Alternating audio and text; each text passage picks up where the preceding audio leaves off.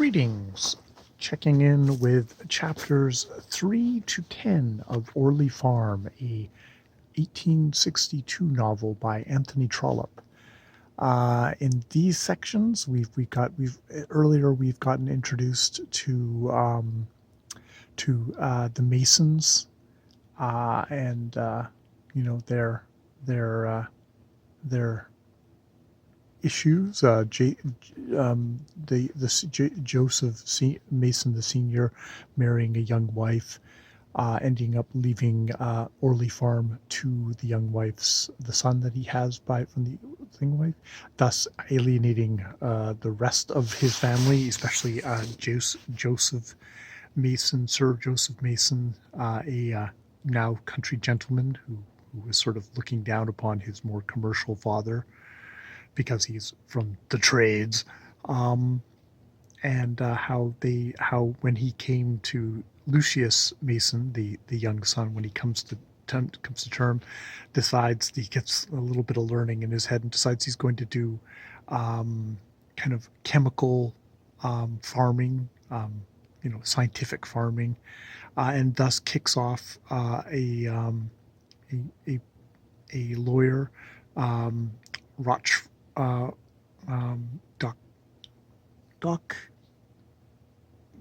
Savage, I forget the name now, who he kicks off a couple of fields that had been let to him because he wants to use them for farming, which riles up the lawyer.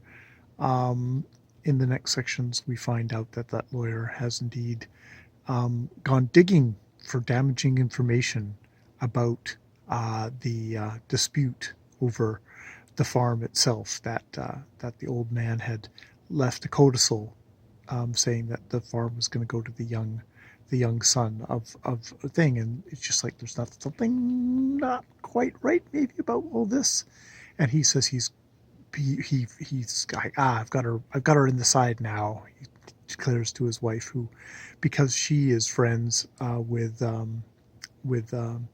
the widow Mason, goes to her and tells her, and she then kind of asks advice from the other big land guy of the thing, Sir Percival Orme, and he says, don't do anything with it. She, on her part, kind of interestingly, kind of secures his pledge of his friendship, but doesn't intend to take his advice, which is kind of interesting in itself. It's like she's definitely thinking tactical, which usually virtuous women in Trollope's do not think so tactically. So that is an interesting point. We get introduced to we've gotten introduced to Lucius Mason. We also get introduced to Sir Peregrine Orme the Junior, who is seems to really love catching rats. Gets rusticated from his education, which basically I believe means getting kicked out for bad behavior.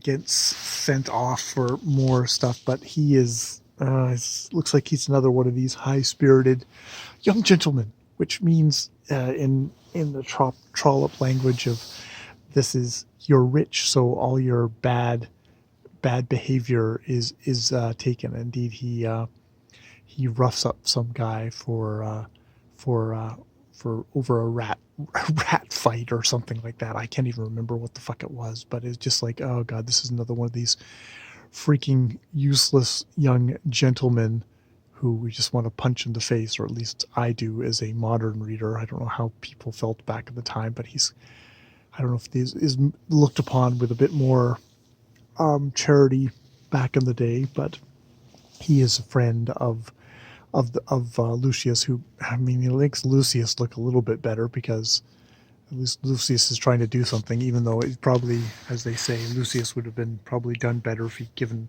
the property over to, people to just pay him rent and gone off to do his philology and study of man, which is his other his other fields of study, he probably would have done better for himself, because as a gentleman farmer, he'll probably not make money. He probably will actually lose a lot of money.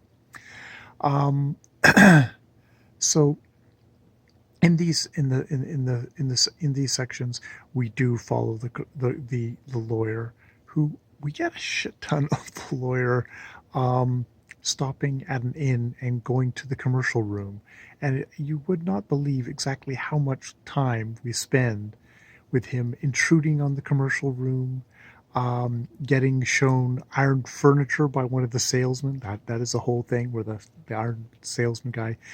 There's an older sales guy there, commercial man there, who's really is taken against him being there.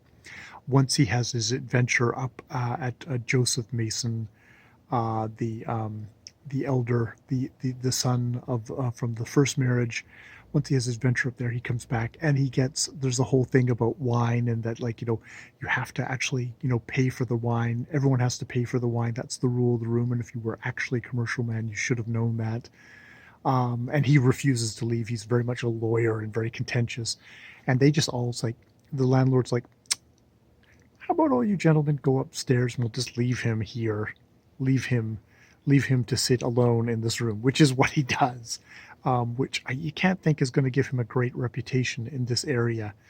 Maybe there's going to be ramifications later, but it's just like, it's a dumbass thing. But that's the kind of kind of guy he is. How much he wants to pick a fight. How much he's a tyrant to his wife and 16 children. My God, 16 children. But he does go up to see Joseph Mason, who has a wife who is incredibly cheap, who would starve a Christian, starves indeed, is penny pitching, does not want to feed anyone in that household, including her husband, though she does actually take food in her own room, which is really, that's like, if she was doing it with herself as well, you might actually think, but that she takes food herself is really shitty. So there is all that. But he manages, the lawyer, I wish I could remember his name, Doc Savage or something like that. He does take his case to him and finds that, hey, there were apparently 2 documents witnessed on this day, one of which is the codicil, but what's the other one, and why would they, it's like interesting that the witnesses witnessed both of these things but don't actually really have any memory of signing the second one. So is there some fraud going on here? And I think your lawyers have been negligent in going through the papers and not catching this. And, just as like, he really hates the widow Mason. He really feels hard done by all this, and would love to have his revenge on her. So he's really like, oh, I'd really like to do this, but he's going to take it to his own lawyers to have it looked at. Like, he doesn't allow himself to get stampeded in by this kind of upstart little man. But he does take it in advance. He does take it.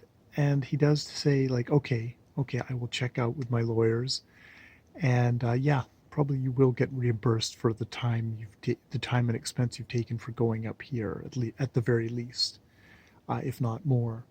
So yes, that is kind of launched upon, and then we have the whole thing with the lawyer and the freaking wine back at the commercial room, which is just as, it feels like a weird kind of like, diversion, but we'll see how it goes along in the story. And then we get introduced to another lawyer, a Mr. Furnival, who I guess he married kind of poor. He and his wife were very poor, but he worked, and he is now 55, and they're rich. And he has now become a Lothario and is cheating on her, which, she finds really hard done by. Like, she kind of stuck with him through all the kind of the hard times. He is a very successful lawyer. He is really good at a variety of things, but best of all at kind of of cutting to pieces the kind of the reputations of those that are, of those who are against his client, of basically staring them down in the box, you know, and they have a daughter, Sophia Furnival, who has her mother's looks and sort of her father's eyes, kind of very kind of piercing eyes. And he is like, well, he doesn't particularly take his wife out anymore to like the homes of his rich friends. He does take his daughter, including to the Cleeve, which is Sir Percival's, the senior's place, which is, I assume, where Sophia is going to get involved with one of the young men, maybe Lucius, Lucius Mason, or perhaps um, the dumbass Percival, Percival the Younger. I don't know. We shall see. But that's how far we have got so far in our trollop for this time out. Chapter 10. I'm probably going to try and get through to chapter 20 by the end of this week, and then kind of do 20 chapters a week, and that will hopefully take me up, and have it done by the end of the month for my very final trollop of the year. All right, more videos later.